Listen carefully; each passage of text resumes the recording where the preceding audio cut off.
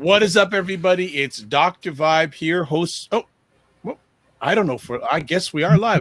What's up, everybody? It's Dr. Vibe here, host and producer of the award-winning Dr. Vibe Show, the home of Epic Conversations. I'm the host of Epic Conversations 2018 award winner given out by the Canadian Ethnic Media Association.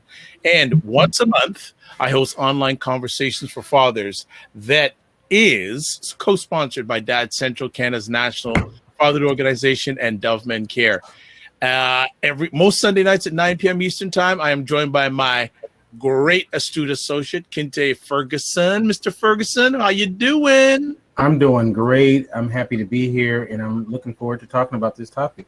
Oh, for sure. And when Kinte and I are together, we call it Black Man from north of the 49th and Black Man from south of the 49th. And if you don't know why that is, I live in Canada, in Toronto, and Kinte is in LA, in Los Angeles. He's in America and in Los Angeles. And we're very blessed and highly favored tonight to have a special guest, a gentleman I've been blessed to know very much online over the last number of years, LeRon Barton. What is up, LeRon? Hey, what's going on, Dr. Bob? Kinte, very nice to be here. Excited for this conversation.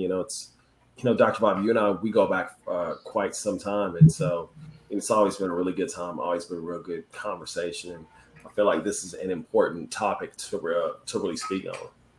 Well, we have always had good times, and I create the safe and brave space for you to make Absolutely. Yourself maximum plus. So tonight, we're going to be having an epic conversation because I host Epic Conversations, and I love Epic Conversations. We're going to be chatting tonight about Kamala Harris, Joe Biden, and the 2020 election.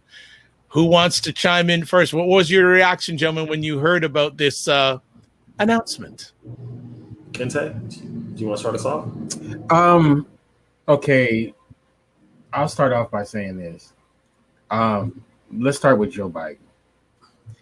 Joe Biden, going back to Obama, and I mean before that as well, Joe Biden has a long, terrible racist history. He basically is, he's a white supremacist in office. And so I didn't like him when he was Obama's vice president. And before that, so when he got the nomination, people, it's so weird how people, they go, well, we need to get Trump out of here, but you're going to put his cousin in there, so, okay. So then they start talking about whose vice president pick was going to be. And they were saying that it was going to definitely be an African-American female, which, I think we learned from Obama that just because they're black doesn't mean, they're going to have our interests at heart. So, I mean, everybody that they talked about was questionable, but some of the other ones were way less questionable than this one. So basically, they picked the absolute worst of the bunch, Kamala Harris.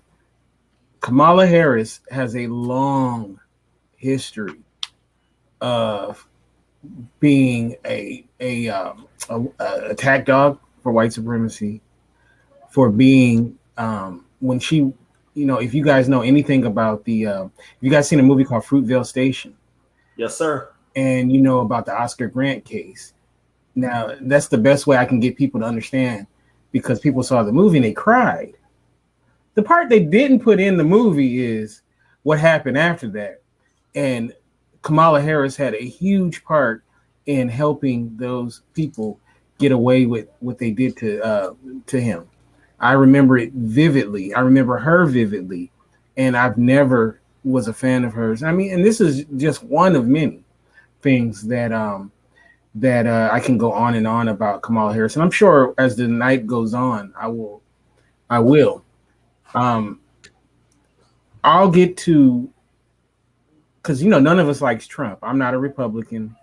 I've always voted Democrat my whole life. But I can't stand Trump. I do not want him to be president. But, it's like a choice between a kick in the balls and a kick in the butt. They both going to hurt. So I'll give the mic over to LeRon, and I'll have more to talk about. Kinte, man, I definitely appreciate that. Starting off, like you and I, we pretty much feel the same way. I mean, Joe Biden throughout his history and politics has had less than favorable things to say and has done to African American people. I mean, this is the guy who co-wrote the crime bill. For those who don't know what the 1994 crime bill is, that was a response to crack cocaine, being flooded in the inner cities, which it's kind of hilarious, right? The government puts crack cocaine in the hood, puts boxes of guns. And Kinte, you being from LA, I'm pretty sure you've heard the stories of brothers saying, "Oh man, we would just find crates of guns dropped off by the trains, right?" So the government puts drugs in our neighborhoods, right? Right. Us being people that we're pretty much locked out of the social contract, right? So we don't have any other way. I mean, like we don't have a lot of means to make money. And so what we do is we begin to sell drugs. And so the drug epidemic blows up, right? Like white folks start to get hooked on drugs. And so because of that, the government needed a huge response, come. And that's how the 1994 crime bill was birthed. The crime bill is pretty much responsible for what mass incarceration is. If it's not chiefly responsible, it's one of the biggest contributors. People want to know, Kinte and Dr. Bob, why are there so many black men missing? Why aren't there any black men hardly in the households, on the jobs, enrolled in college? The crime bill is a big reason why. So you have a person who is going to be president, who's a Democratic nominee, who's just pretty much partly responsible for destroying a generation of black people, right? I mean, I love this stat because it hammers home how just severe mass incarceration is in our neighborhood. For every 100,000 people locked up, 8,000 of them are black men. There are more black men locked up in America than there are women in countries such as the UK, such as China, India, just not black people. And let me, hammer that home again. Mass incarceration is a black male problem. So what the crime bill did is it effectively targeted black men. To quote political commentator Yvette Carnell, when you have that, when the numbers are that large, gentlemen, that's no longer a personal choice, but that's a systemic effort to lock up black people, specifically black men. So Obama, who I'm not a fan of, I think he was one of the biggest cowards I've ever seen in my life. He chose Joe Biden as a running mate, which says a lot about Barack Obama and how he views blackness. But he chose Joe Biden because of the fact that Joe Biden could appeal to, I guess, kind of middle of the road. I don't want to call him conservative, but sort of middle of the road white voters, right? So he chose Joe Biden as a running mate.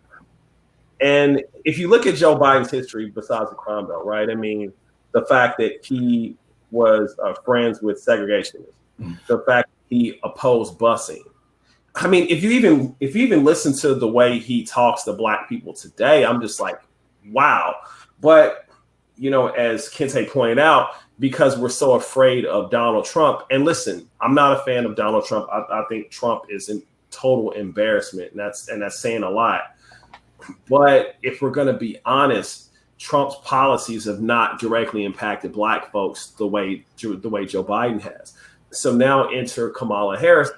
To answer your question, Dr. Bob, I wasn't surprised. I mean, again, like Kinte, like I have to applaud you because you made a great point.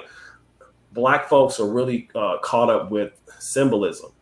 You know what I mean? Like it's forget that Kamala Harris was against realignment. And for those who don't know what the realignment was, it was a push by I believe what was the California governor's name at the time, Kinte? Gray Day?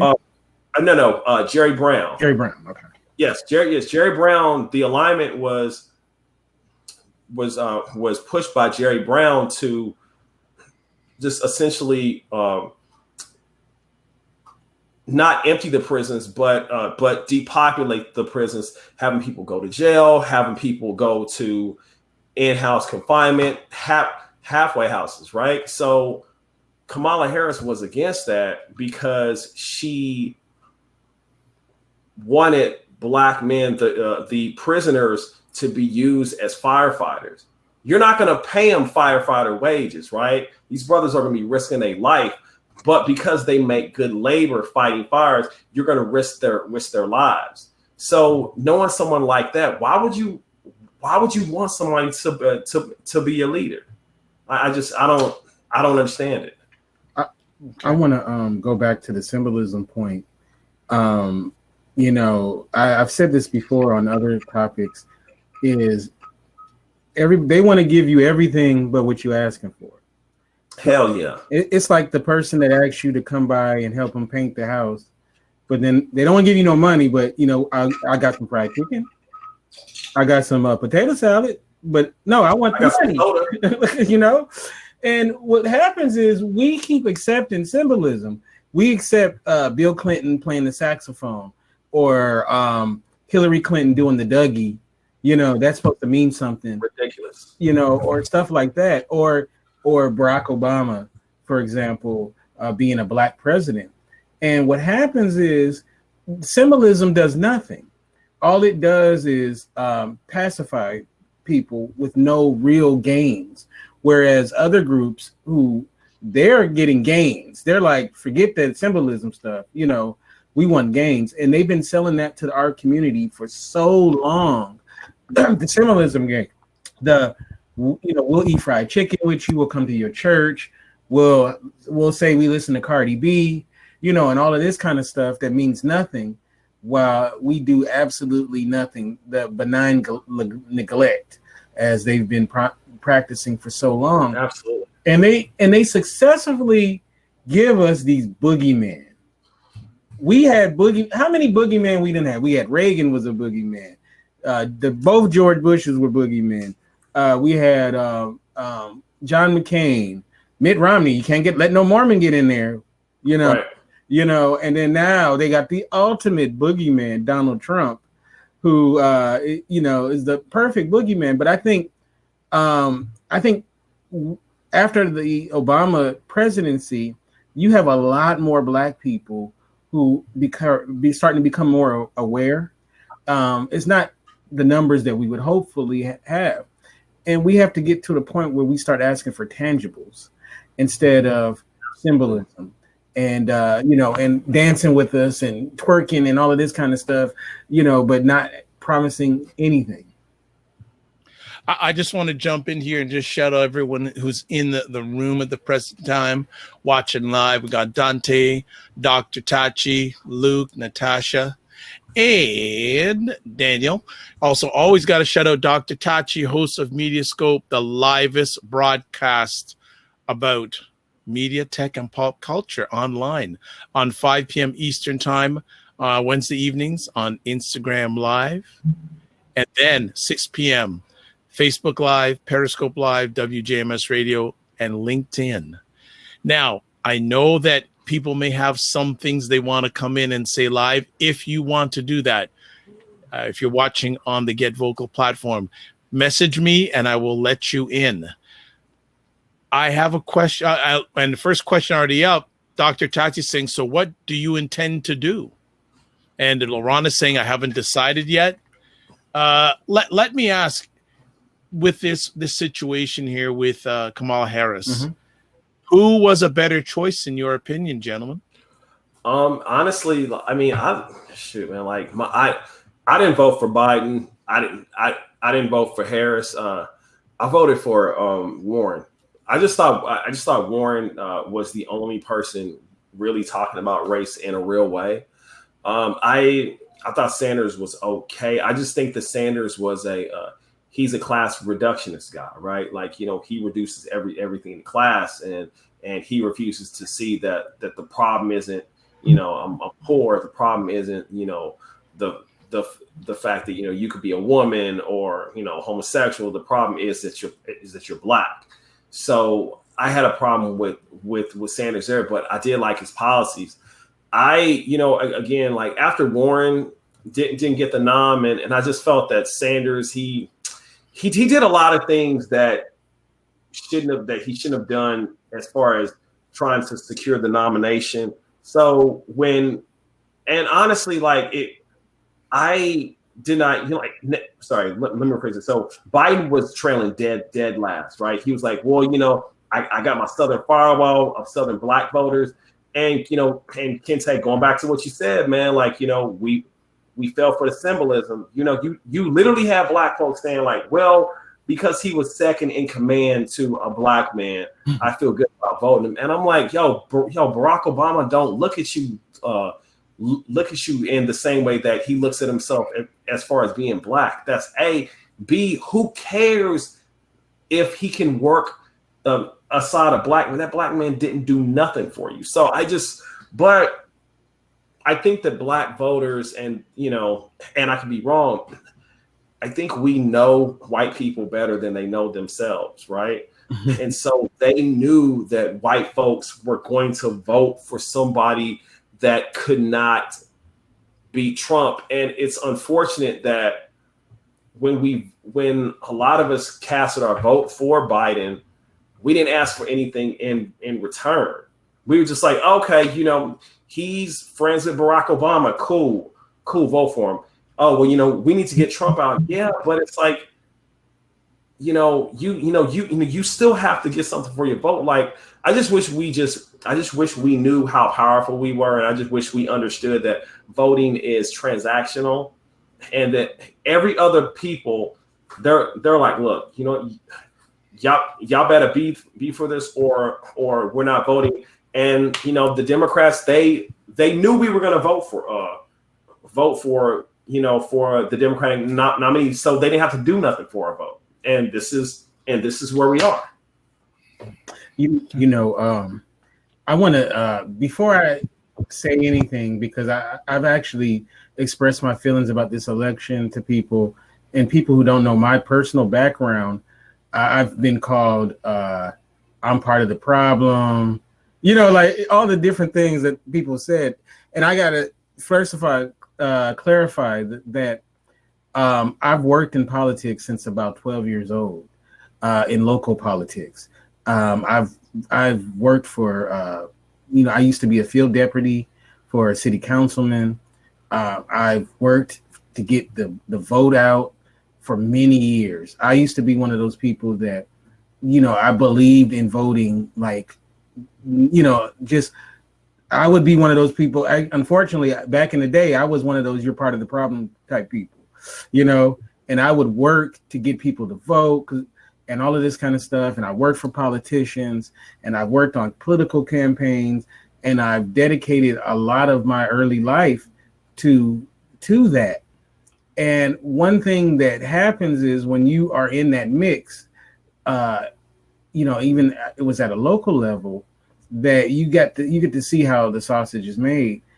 And to be honest with you, it's disgusting, you know.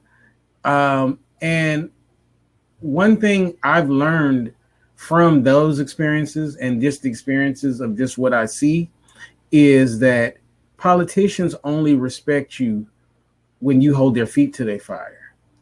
Right. And if you don't hold their feet to their fire, it don't matter what, you know, if it's a Republican, a Democrat, or whatever, they understand force.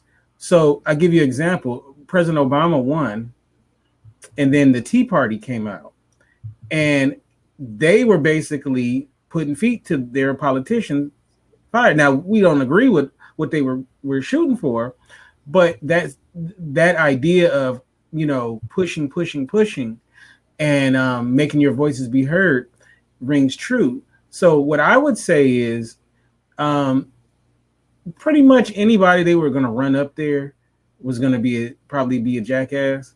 So, excuse my French, even though that wasn't French. So, to be honest with you, it doesn't necessarily matter who they have as long as we have the right mindset.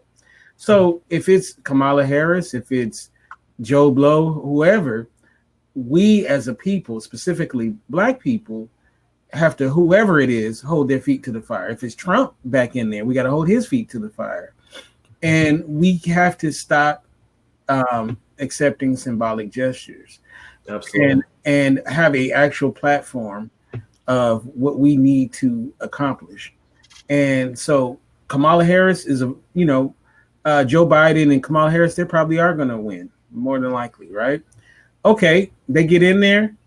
Mm-hmm. They get in there, we got to stay in their butt.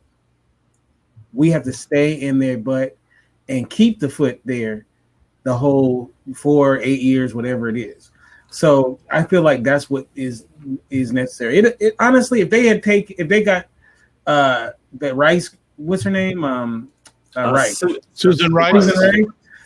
Just cut from the same cloth. All those people are cut from the same cloth, whether they're Black, white, female, or whatever. They all have the same mentality. And when you work in politics, you see, even local politics, they all have this same mentality, and it's not for you. It's for their whatever allegiances they done pledge. It ain't for the people.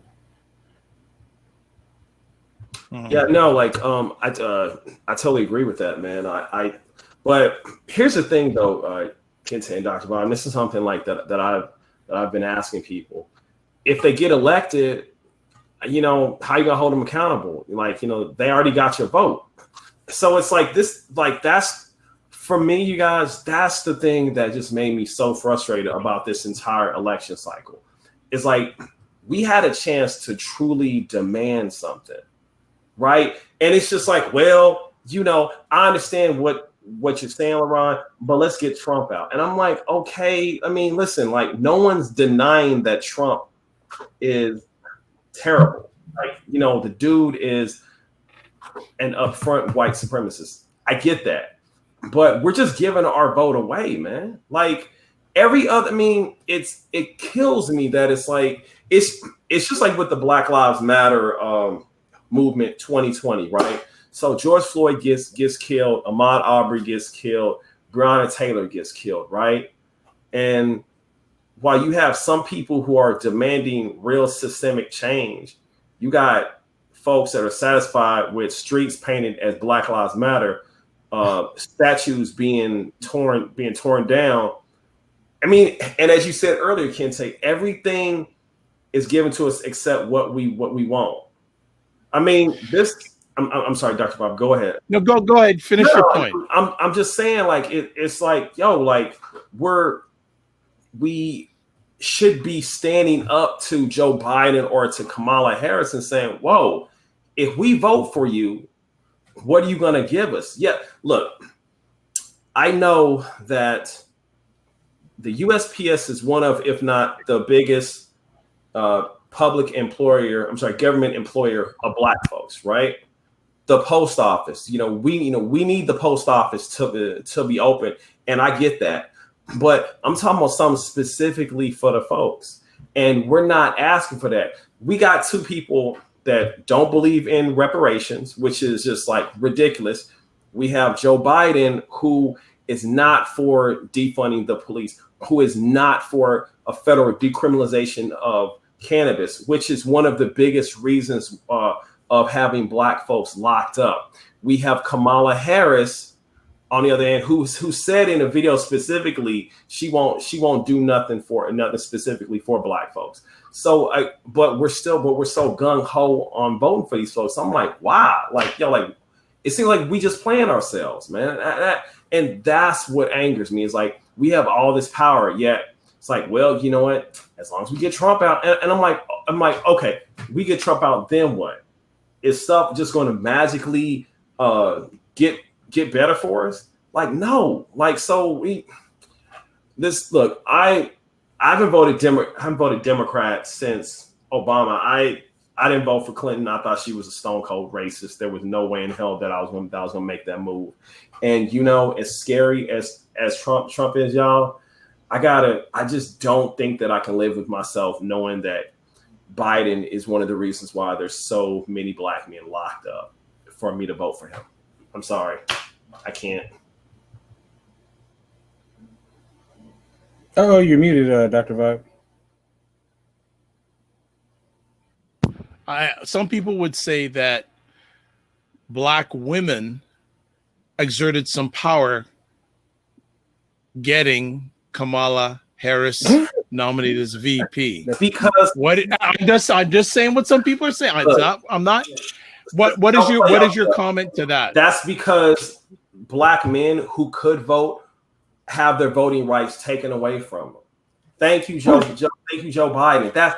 Look, y'all. Don't play yourselves. Don't let them gas y'all up and be like, black women are the backbone. Look, the reason why that they're the backbone is because they locked away y'all husbands, sons, and brothers. Come on, man. It's 1 + 1 is still 2, right? Kinte? Yeah, that is hilarious that black women got Kamala Harris in there. I don't think there was a meeting of black women and they chose Kamala Harris. I think it's one of those situations is that she's in there, so you do have some black women who are like, "Go ahead, girl," that kind of thing. But she wasn't on. She was really on. I think she didn't even say she was black until she ran for president, right? Didn't she say she was Asian, right? This is a new thing. I thought she was a person of color, something. I don't know. I think she referred to herself as Asian until recent. I mean, it's really irrelevant. The truth is, Kamala Harris. I don't. Black women didn't exert nothing to get Kamala Harris in there. They put their girl in there because they did it for symbolism. And they know that she's vetted.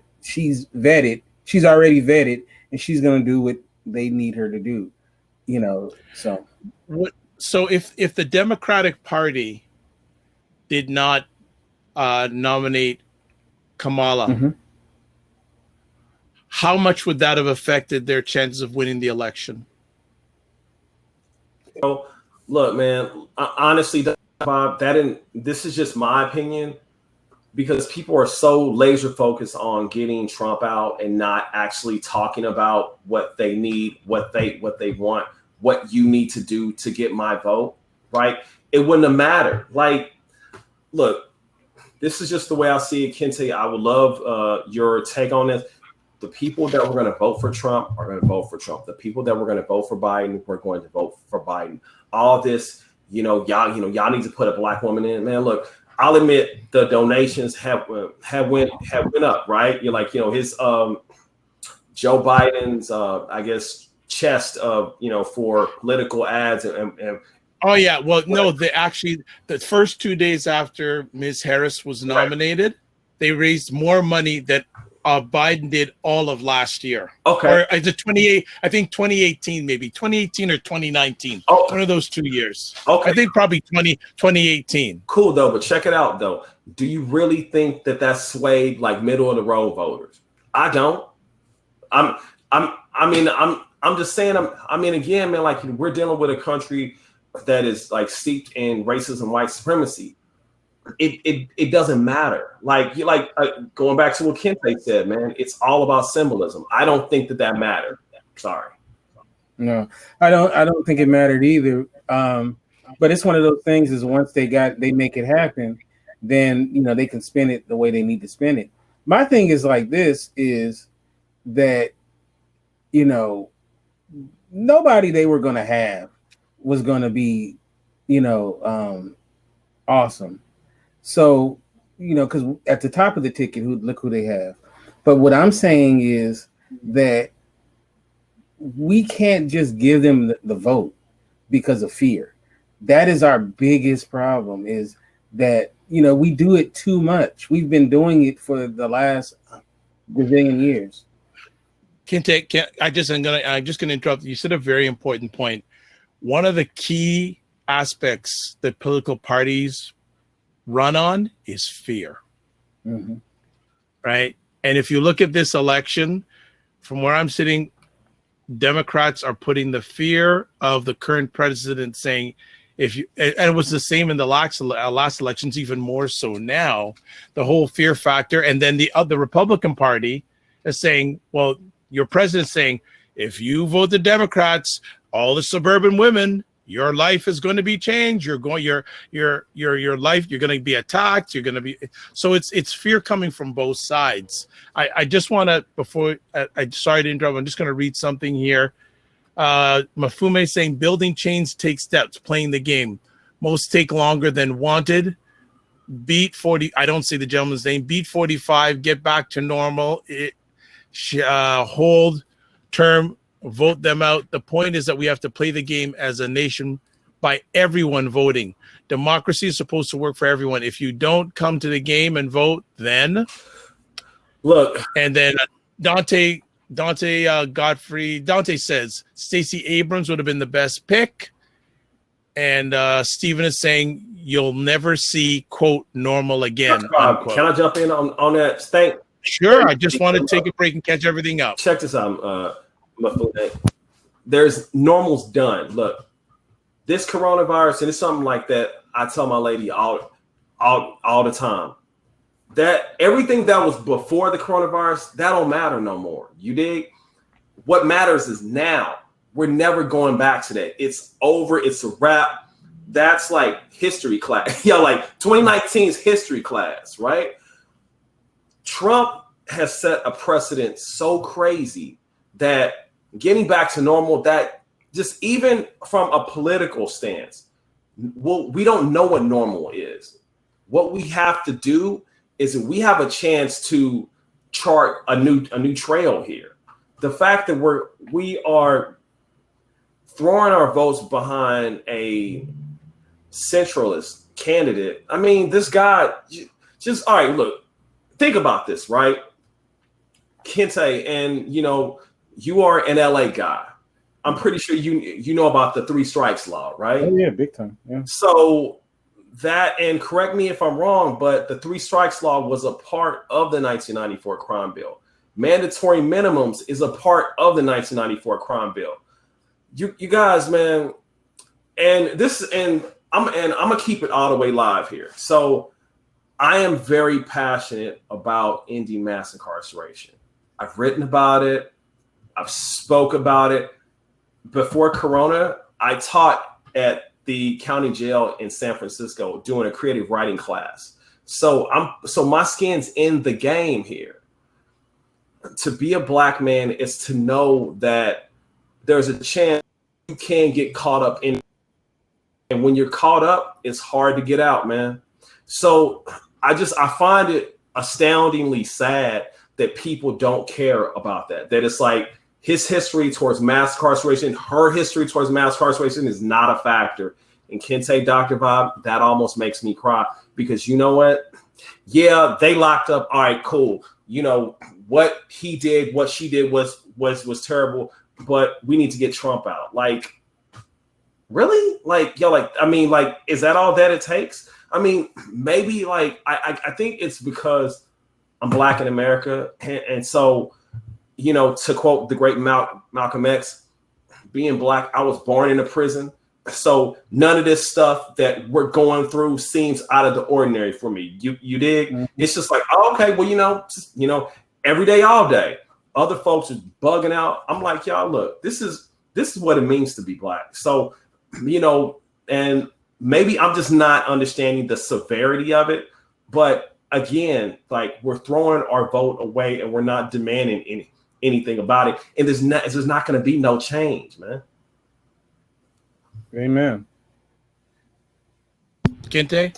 Amen. No, I agree with him, man. It's, I understand what he's saying, and I would have made that argument years ago. But, the idea of get Trump out of there and replace him with Joe Biden, that's, it's like you're still taking steps backwards, right? So it can't just be get Biden in here. He's going to be some sort of savior. First of all, let's talk about the elephant in the room. Besides his history, let's talk about his present. Dude is not fit to be president. He don't even know what day it is. I mean, are we gonna act like that's not a real thing? He clearly has dementia. The guy clearly is lost it. He says, I mean, he always was saying crazy stuff all the time. But so he clearly, there's something going on with him mentally. And it's funny how people just act like that's not a thing. He's seriously, something's wrong with him. Kamala Harris is probably excited because, she might end up becoming president, if they end up winning. Well, okay, so just let's stop right there. I want to ask both of you, on a scale of 1 to 10, if the Democrats win the presidential election, how probable is that we will see Kamala Harris as president in the next 8 years? You mean, which I think the way she would become president is if something were to happen to Joe Biden in office. Well, that's what I'm asking. Right. Do you think how much of a possibility do you think that is on a scale of 1 to 10? 7, maybe. I think it's pretty probable, man. I mean, Kinte, great point. Once again, my brother. I mean, Joe Biden, he's not all there, man. Listen, Mafune, so you say Biden has a speech impediment. Listen, I have that same speech impediment. He and I both stutter. That's not the point, fam. There are times his cognitive abilities are not sharp, man. So we're risking, like, if you were to tell me, if Mafune was to say, LeRon, let's just keep it all the way funky, right? We're not putting him in there. We're really putting in Harris. I can respect that a little more. I wouldn't like it, but I can respect that. But Kinte's right, man. His mental state has diminished greatly. Yeah. So then Democrats would say, and what about your current president's mental state? Look, man, that dude, he may be a total moron, but I don't want to come off like I'm defending Trump, right? Because Trump is he just doesn't know what's like. He doesn't know what he doesn't know, right? And he's so basic. But Trump is quick. We're going to see that in these debates. Trump is going to destroy him. Like it's not. If you look, Trump had his way with Clinton, and Clinton's one of the smartest women to ever run for, probably the smartest candidate to run for office in the last 25 years. Joe Biden is not all there. Trump is going to wipe the floor with him. You know what? I think your current president he would want to debate Ms. Harris. I don't know about that, but you know what? I'm gonna watch them debate, so this should be interesting. I don't know how Creepy Joe is gonna do in those debates. I wouldn't be if I from the Biden camp, I wouldn't even debate him. Yeah, because really it will hurt him less potentially not debating him than potentially debating him. Why do you think? Look, you guys and game here. Y'all notice he's never really around for any type of comments or doesn't have to be any kind of statements. He doesn't have to be, because the thing is, your current president is making it all about him. So he doesn't have to be. If he's smart, he shouldn't even have to debate. I don't think it would affect the outcome that much. And I want to make something clear, and I think I can speak for LeRon. Neither one of us are Trump supporters. So because people like to, when you don't just blindly support the Democrat, then they try to say, oh, so then you must be for the other guy, which is silly, which is absolutely silly. But it's like, you got to think of it in relationship terms. They're both abusive spouses, but except for one will kill you. you know, and the other one is going to leave you in a coma. So, well, okay, so just catching up on some comments here. Dante says that Biden had a brain aneurysm. Mafume is saying Harris is clearly number 47 in 4 years. That's the plan I'm seeing. Dante's saying 45 is scared. Luke is saying Mayor Pete would have burned 45 in a debate. Luke is saying Mrs. Warren was his number 2 pick. Mafume is saying, I don't think Biden is as incapable as you think. Okay. I mean, it's going to be interesting to see them two go at it. It might have been more interesting 4 years ago in the debate, you know. So, you know, it's going to be it's going to definitely be must see TV if it happens. So, you know, but at the end of the day, you know, does it really even matter? Right. I want to pivot the conversation for a little bit, and you both, or I know LeRon talked about power. Mm-hmm. Do Black Americans really have power? Yes. Okay, I'm gonna give you my definition of power, and I want to hear you. Power is doing what you need to do, regardless of what opposition that you have. Yeah, I feel like we do have power. We just don't know it. We don't know how to access it. So, I mean, you can make the argument since we don't know how to access it, maybe we don't have it. But I never want our people to feel like we're powerless. We are very powerful, but we need to know how to access our power, and we need to. That's one of the biggest things. So when we talk about power in those terms, yeah, of course, we have power. LeRon? Man, like, I mean, so on one hand, your definition of power, Black people, I would say no, to be honest with you, and the reason why that I'm saying it is because there's a difference between living and surviving, right? Something like that. My father, he would always tell me. And I think that Black people, for the most part in this country, have been surviving. And that's because we live in a system of racism, white supremacy. And so I think that, for one, we're 13 to 14%, I think between 12, 13, 40% of the population.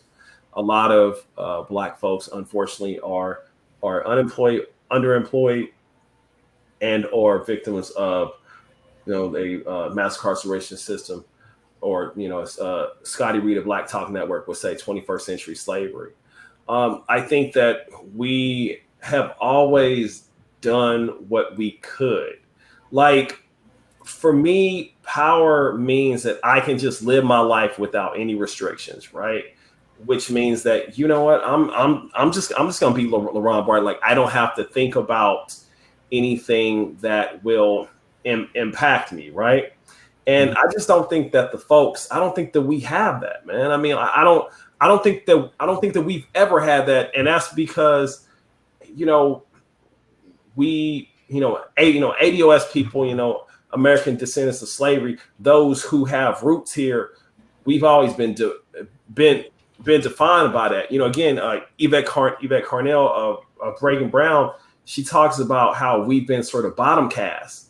So I mean, yeah, we've seen a Black president, but he's had to totally disregard Black folks. That's not power. I mean, that Black folks are only able to do what we can do to survive and not thrive. Not as as a whole. Yeah, all right, cool. LeBron James is paid. Oprah, she got money. Dr. Dre, Snoop Dogg, they're able to move around, but as a whole, nah, we don't have power. Kinte, you want to add anything to that? No, I mean, I definitely understand where he's coming from. When you put it in those terms, we don't. But I don't want to tell Black people they don't have any power. We have power. We just have to learn how to access it and wield it in ways. I mean, you go throughout our history, as Black folks, even being on, down, and we've had to reach within. Think about us in the civil rights movement.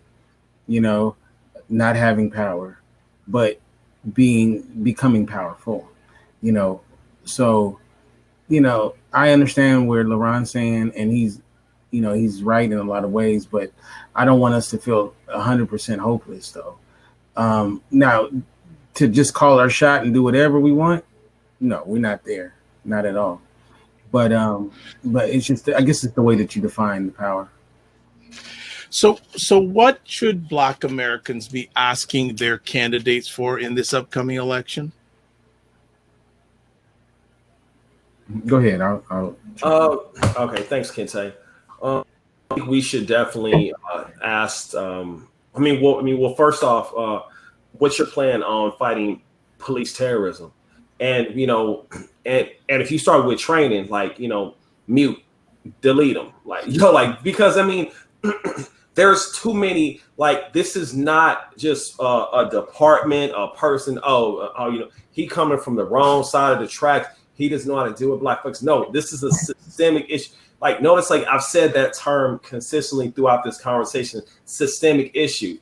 I think that there needs to be a total overhauling of police and the way that police interact with Black folks. Joe Biden says, well, I think that, what do you say, neighborhood policing is an option. Fam, has that ever worked? Again, that's pretty much stating that you think that the relationship between police and Black folks can be fixed. I think that we have proof throughout the years that it is just inherently broken and it needs to be uprooted. Stephen said it worked in some parts of Oregon. Stephen, with all due respect, how many Black folks are in Oregon? See, I'm not talking about a local, the local cops hanging around a small white town, because police treat us differently. You dig? Secondly, I would ask them, are you going to decriminalize marijuana? That's a big thing, you guys. I don't think that we quite understand that. Even with marijuana being legal in places like Colorado, the arrest rates for Black and brown folks still shot up. I would also ask, we need medical insurance, man. I believe in medical insurance for all. So for me, police terrorism, mass incarceration, medical care, and also, and this is my thing, reparations for ADOS people. We need reparations. That is the only way to close the racial wealth gap. It is not going to school. It is not jobs.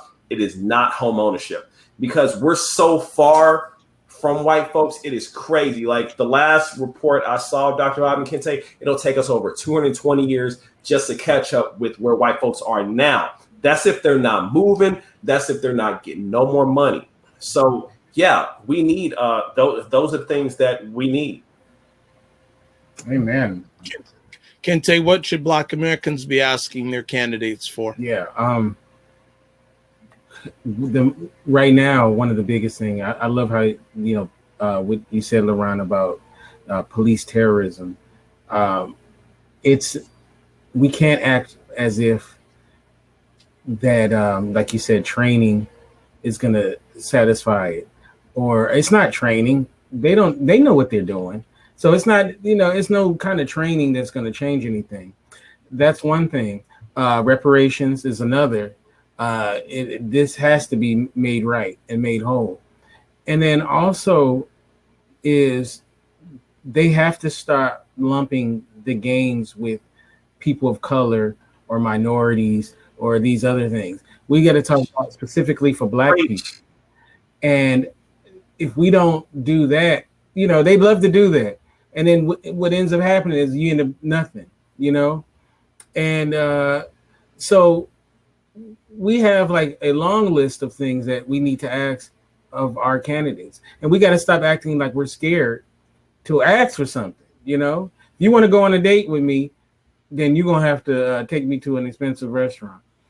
You're not taking me to Chipotle. Olive Garden, no. Right, no Olive Garden. No Olive. Okay, no, you gotta take me to a expensive restaurant. Don't treat me like a $2 hoe. So, but we have to get to a point where we no longer accept anything. And that's one of our biggest problems in our community. And then also, you have people who start speaking for us that don't speak for us. And we have to weed those people out. We have to do that internally. So you have people who they say that they're going to speak on our behalf, but they're not really on our behalf. And I can go down with a list of people on there, but we won't do that tonight. But you've heard me talk about them. So, we just have to change our mindset as a people. Until our mindset changes, we're going to find ourselves in the same situation that we've been in for so long. How critical is this presidential election for Black Americans or African Americans? How critical? Because both of you said that it's almost like the lesser, like it's the devil you know and the devil you don't know, or the lesser two evils. Do you see it in that setup? I don't think. I think it's really the aftermath is the most important of it, because if like I said, if Biden, who it looks like he may win, we don't know, but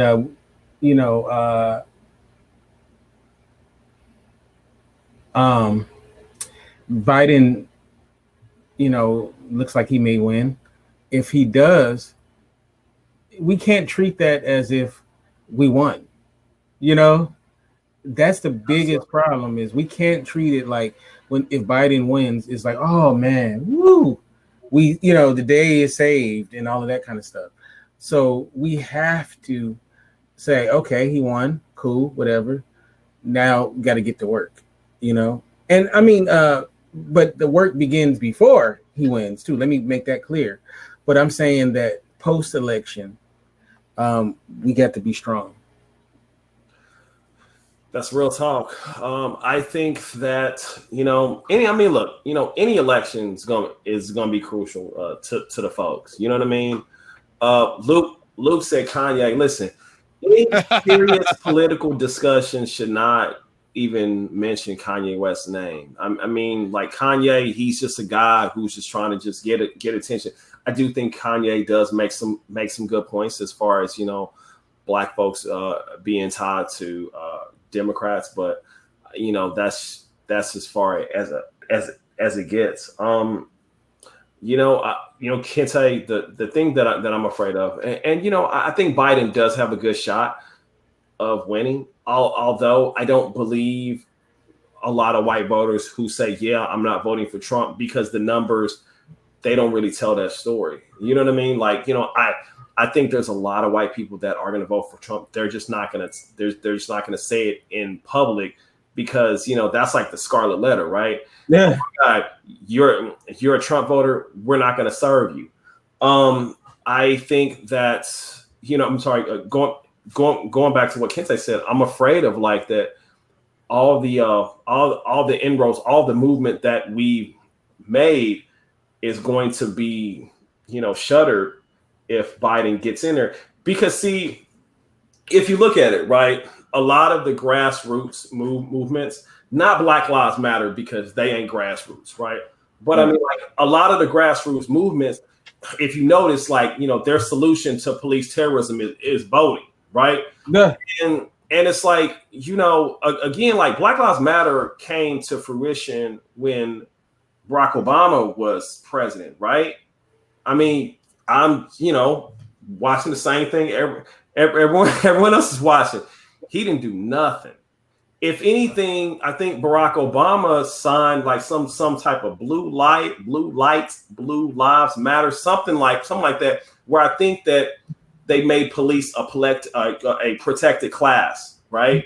And so with that being said, how does voting stop that? Like, especially when you have a person like Joe Biden, who is for increasing monies to the police, right? You have a person like Kamala Harris, going back to what Kinte said, didn't really address the Oscar Grant situation. She didn't. There was a lot of people in San Francisco and in the Bay Area. She didn't touch them cases of Black people and brown people getting killed by police terrorism. So I don't know, I just, we just have to just wait and see. I'm just more worried for me, Dr. Rob, I'm just more worried about the post office because, a lot of the folks are employed by the post office. So I'm just trying to just watch to just see how that plays out. But I mean, it is what it is. All right, gentlemen, I think we've covered a lot, and I think we're going to start winding it down. Want final comments from both of you, where people can get in touch with you, and who do you think, if the election was held tomorrow, who do you think would win? So we'd like to go with our guests first. LeRon? You can find me at www.leronbarton.com. It's my website. It has a lot of my writings, a lot of my speeches, pictures of me cheesing, and just, you can always also find me at Twitter at mainline LeRon. I'm on Instagram at LeRon L. Barton, and I'm always looking for a good conversation. If you liked what I had to say, fantastic. If you didn't, that's all good too. I'm always up for a good debate. Just no nasty grams, because the world needs positivity. As far as who I think will win, we'll see. Trump, his handling of the coronavirus has just been inept to it's been totally ridiculous. A friend of mine has said the reason why these other countries have gotten a hold of it is because they've attacked situations as a country, not as, sort of piecemeal. So now, now you got Trump saying wear masks, when it's like, well, dude, Ireland's out of it, China's out of it, India has done a better. Right? I'm sorry? South Korea as well, right? So South Korea's out of it. So it's like, what are we doing? So I think that people are so just over Donald Trump that I think Joe Biden will win. But again, man, them debates, and the thing about Trump, and this is what people don't understand, is he doesn't play fair. He plays dirty. So it's like I remember, and I'll never forget this, during the debates, I could just tell Trump was just such a goon, in his debates towards Hillary Clinton. So all that political correctness, all that, you cannot wrestle a hog and not get dirty. So if the elections were today, I think Biden would win, but we still have enough time. I mean, we still got time left, man. I would not be surprised if Donald Trump won again. Kinte? Sorry about that. I would say if the election was tomorrow, Biden would win right now. He would definitely win now, tomorrow, if it was tomorrow. But we don't know in a couple of months what may or may not happen. So, we'll see. Now, as far as how you can get in contact with me, you can get me on Twitter at Kinte Fergerson. I'm sorry, Kinte F on Twitter, Kinte Fergerson on Instagram. And of course, the website is indyradio.org. That's INDY radio.org. And right here at Get Vocal, as well as on Facebook, you can get my show, Men and Women Talk to Mars Venus show at 6 p.m. Pacific, 9 Eastern. And also on Tuesday, we do our show Cinema de Fromage, Cinema of Cheese, where we look at cheesy movies that are pre 1990, and we're now watching the film, then doing the podcast. So we'll stream it so that you can see the film. And this week it's Adventures in Babysitting. So I haven't seen that since I was like a kid. So we'll super cool movie. Yeah, I remember it being good. So we'll definitely we're gonna watch it and then we're gonna review it, and so it should be fun. So that'll, if you're following me, we'll have links to all of that. But once again, thank you so much for just entertaining us, and and hey, I'm looking forward to our next program. Wonderful. Thanks to LeRon. Thanks to Kinte for dropping knowledge bombs as they usually do. I am Dr. Vibe, host and producer of the award-winning Dr. Vibe show. You can find me at the drvibeshow.com. I'm the host of Epic Conversations, and I'm the home of Epic Conversations 2018 Innovation Award winner given out by the Canadian Ethnic Media Association. And I also host, amongst many things online I'm doing these days, I host a monthly online conversation for fathers that is co-sponsored by Dad Central, Canada's national fatherhood organization, and Dove Men Care. I would like to thank everyone who caught this live or on the replay. Live Daniel, Luke, Dr. Tachi, Dante, Afume, Stephen, Bobby, Dee, and Robert. Thank you so much for taking the time out of your positive, productive schedule to spend with us. Excuse me. I always end off with this. Live your life as a dream. If you can dream it, you can make it. Sometimes you have to get small to get stronger. Block assumptions, then aim bigger, aim better, aim higher, aim wider.